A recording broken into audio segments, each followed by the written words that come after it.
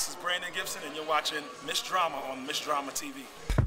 Yeah, I'm out at Brooklyn. Now I'm down in Tribeca, right next to the Narrow. But I'll be hood forever. I'm the new Sinatra. And since I made it here, I can make it anywhere. Brandon Gibson here, sitting in front of me, very debonair in his suit. Right? Just a little bit. But you look nice. You look great. It. You look good too. Oh, thank you, thank you. So we're talking about the company. You actually launched it what year? I actually launched Gibson Group last year, April of 2008. Okay. We had several other holding companies, but Gibson Group was the one that we decided to brand and actually do something with it. Right. And I've actually seen it in action. I've seen the developments that you have, specifically around Harlem. How did you kind of get the notion that this is where you wanted to go? I mean, real estate is so vast. Absolutely. You can touch so many different facets. Absolutely. What made you particularly wanted to kind of just when I was brand a child, yourself? I don't know if you guys have time. No, but when I was younger, there was always an innate need for me to want to have my name on something one day. And real estate just seemed like the best thing. So I got my real estate license, and I was working on Wall Street for about a year, not making a dime. I actually spent more money going to work than I made while I was at work. Wow. So I decided to leave, and I met my partner, Nick Cavallo, one of our partners. He actually hired me at Park Avenue real estate firm. And my third year there, I raised a little bit over $30 million. Okay. And I decided to leave and start my own company. Okay. And now, isn't he working for you to some Now degree? he's my senior vice president. Wow.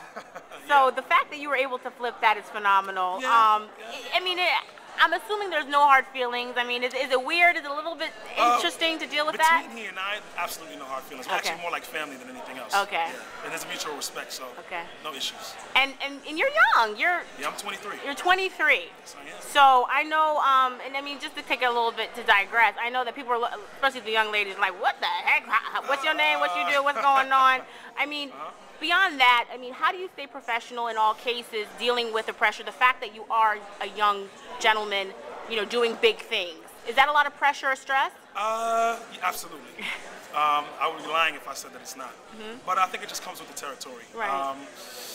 I'm actually 35, 40 in my head, Okay. in case you didn't know. But I was trained for this. My father worked at Citigroup for years. We're actually trying to steal him from Citigroup. So I've always been around. I've been exposed to greatness. My father, my mother, my uncles, my aunts. So it was just natural for me to step into this position and step into this role. Right. We were talking a little bit about the pressures of being so young yet doing so many things that are very much on different levels as people who have tenure in this industry. Talk about dealing with that stress, or maybe kind of how you deal with it on a day-to-day basis. Well, you know what? The basis for me, I'm a very, I won't even say religious, I'm a very spiritual person. Okay. I'm a Christian, and I believe that everyone has a purpose. And I believe that if you have a purpose and you're living your purpose, I believe that God gives you grace for your purpose. Right. And if He gives you grace, you're able to deal with whatever pressures come along. Is it easy? Absolutely not. Does it get hard? Absolutely. Do I want to give up? Was this event crazy and did I want to pull the rest of my, well, yeah, a little bit I did. Right, you know, right. so, but I think that once you find your purpose, even if it's hard, I think that you have what it takes inside of you to just live it and just live through it. If you're not living your purpose, you can't really deal with the stresses of whatever you're doing because it's not really what you're meant to do. Okay. So. All right. Now talking a little bit more about your company. Just give people a little insight on the mechanics of it. What does it actually do? Give us some information because people are like, okay, we hear about it, right? Okay. Well, basically, to keep it really simple, we buy residential and commercial properties in the 5 boroughs, Nassau and Suffolk counties. We also do a lot of consulting. Our board is extremely dynamic, so we have attorneys on our board, we have MBAs on our board, we have people who've been in marketing for over 20 years on our board, so we can offer a lot of consulting advice to people that need our expertise. Now, when you have these properties that you, is it a program that people have to be involved in? Do they receive it free? I mean, how does it all work? Well, there's different avenues and different ways that we sell and market our homes. Right now, the way the market is now, we're basically going with FHA loans. People who can get FHA certified, which basically means that they can qualify for a government-insured loan, but they don't have to put up 10 or 20% of the purchase price. So they can put up $5,000 to $10,000 and still get into a house. So we're really pushing for those people because they can get a loan easier and still be able to not only get the home, but we can show them how to maintain it and stay in their home. Okay. Now, I'm sure while there's been a lot of support, there's been some adversaries in the game. Talk a little bit about dealing with adversaries. Talk a little bit about the negativity that you received and how you've been able to stand your ground in that. That's such a great question. Well, I know you just know what to do. But you know what? You kind of hit the nail on the head. I'm going to be very honest. A lot of times I do get a lot of adverse responses because of my age. But I think once I start opening my mouth and I start talking, that sort of changes. But I still have to deal with that. But one obvious, I won't even say downfall, but one obvious issue that I notice very often is the color of my skin. And what I do, there's not too many of us. Make sure you see it. Right. Many of us that do this on this level.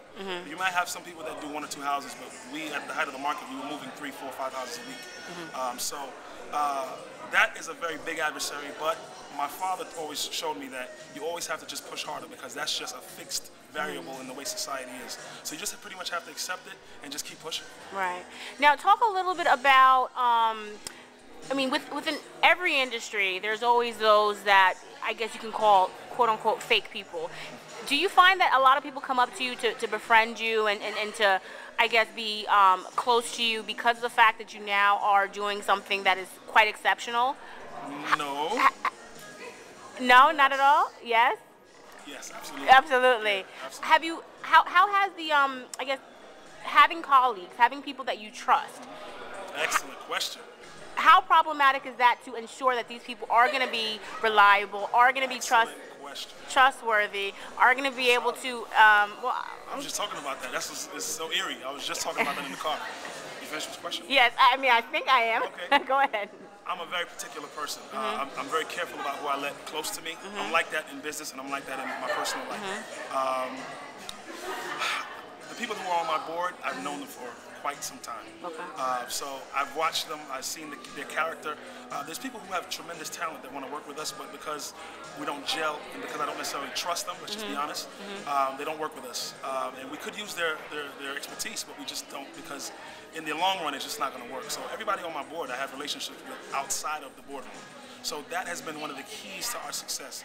Having people around us and involved with us who we can trust, who we know on a personal level, who we would trust to do pretty much watch our kids, to watch whatever, you know, and that has been a key to our success. Okay. Absolutely.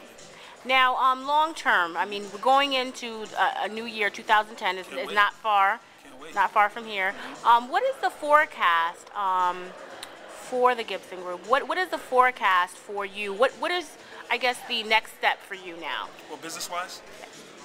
Well, next year we're going to be focusing a lot on commercial properties and securities, and we're going to really ramp up our consulting division.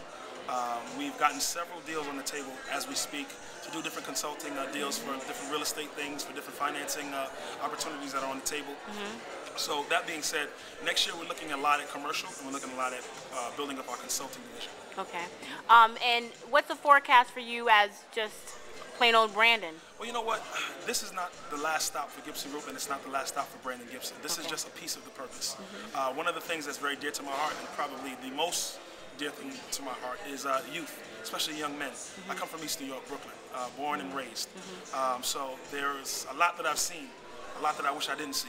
But one thing that I'm seeing now that I can't ignore is a lot of my younger brothers dying in the streets while I'm making money. Now, there's nothing wrong with making money, but I think that it's a travesty to make money and see bloodshed in the streets and not do anything about it. So what we're doing now is, now that we're in a position to do so, we're in a position to actually give back, not just money. Sometimes money doesn't solve the problem. It's not money that pretty much has a child in the street shooting another child. It's not really that. It's the lack of guidance. And those of us who have it to give, we need to give it. So we're giving wisdom, we're giving money, we're giving time, we're giving energy. One of the ways in which we're doing that, excellent question. You want to know what ways we're doing it? Okay, I'll tell you. One of the ways we're doing that is we're basically starting this thing called the Executive Club. You're going to see it tonight. We're going to unveil Gibson Group Gives. which is basically going to be an international campaign to do exactly that, give. Whether it's money, whether it's time, whether it's energy, whether it's wisdom, to youth, boys, girls, all across the world. We're going to start regionally, of course, on the East Coast, and we're going to move across to the West Coast, and we're going to make this a national campaign and then an international campaign. And basically what we're going to do is we're going to get and galvanize business people to take part and become hands-on with our youth. One of the programs that we have is called the Executive Club. The Executive Club is where we're going to bring 25 youths from 2 high schools, so it's going to be 50 kids.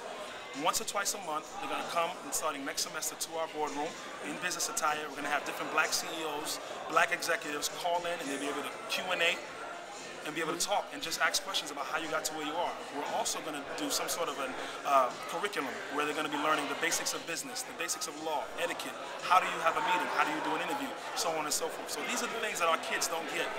Some of us were fortunate enough to get it in some way, shape, or form, whether it was church, whether it was, community organizations, but a lot of our kids, they don't get it. And sadly enough, when I started in this business, not too many people who look like me gave me an opportunity. The people who gave me an opportunity look nothing like me.